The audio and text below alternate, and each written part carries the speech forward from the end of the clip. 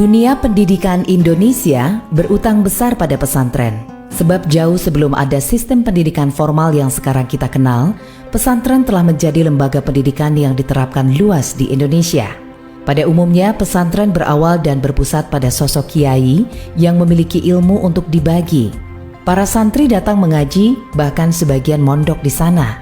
Karena itu tempat itu disebut pondok pesantrian atau pondok pesantren. Dulu di pesantren para santri hanya belajar ilmu-ilmu agama seperti tafsir, hadis, fikih, nahwu syorof, dan lain-lain. Tapi kini pesantren pada umumnya telah menerapkan program terpadu pendidikan agama dan umum seperti sains, sosial, hingga ilmu kejuruan. Maka tak heran jika kini lulusan pesantren memiliki kesempatan yang sama dengan sekolah umum. Banyak lulusan pesantren yang kuliah di perguruan tinggi umum seperti ITB, UI, UGM, dan lain-lain. Lulusan pesantren selain tersebar di Mesir, Timur Tengah, juga tak sedikit yang kuliah di Eropa dan Amerika. Alumni pesantren bukan hanya jadi dai dan ulama, tak sedikit yang menjadi pengusaha, pejabat, bahkan presiden. Metode pembelajaran pesantren awalnya bersifat personal dan informal yang disebut dengan sorogan.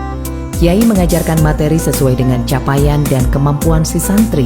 Tapi kini, pada umumnya, pesantren telah menerapkan metode pengajaran klasikal seperti sekolah pada umumnya.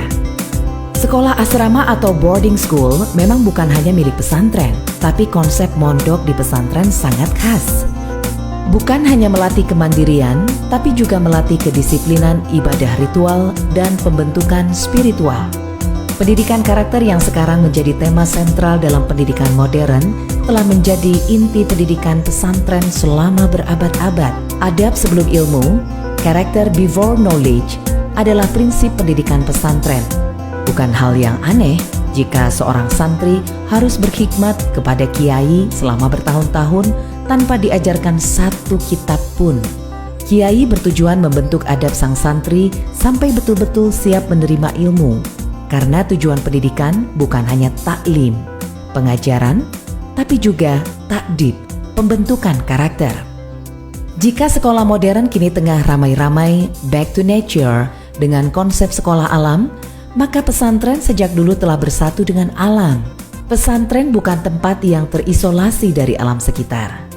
Masjid, asrama, sawah, dan kebun selalu menjadi kesatuan yang tak terpisahkan membentuk lingkungan pesantren. Kegiatan belajar tidak terbatas pada mengaji di surau, tapi juga menggarap lahan, memelihara lingkungan adalah bagian pembelajaran di pesantren. Di tengah komersialisasi pendidikan yang menempatkan sekolah sebagai wilayah elit yang tak peka sosial, pesantren menunjukkan sebaliknya. Tak ada benteng yang memisahkan pesantren dari lingkungan sekitar. Pesantren selalu menjadi bagian dari masyarakat, aktif dalam pemberdayaan ekonomi dan melestarikan budaya lokal. Santri-santri disebar ke masyarakat bukan hanya untuk berceramah, tapi juga untuk mengabdi. Pesantren mengajarkan Islam hingga intinya, yaitu sebagai agama rahmatan lil alamin, memperjuangkan kemanusiaan, menghormati perbedaan, menumbuhkan cinta tanah air. Sejarah membuktikan para kiai dan santri berada di barisan depan membela republik ini bersama semua elemen bangsa tanpa melihat perbedaan. Perbedaan dipandang sebagai rahmat, bukan laknat. Karena itu, intoleransi, takfirisme, radikalisme tak mendapat tempat dalam tradisi pesantren. Pesantren bukan hanya sebuah lembaga pendidikan, tapi juga tempat merawat kekayaan budaya bangsa. Tak berlebihan jika Martin van Bruynesen menyebut pesantren sebagai one of Indonesia's great tradition.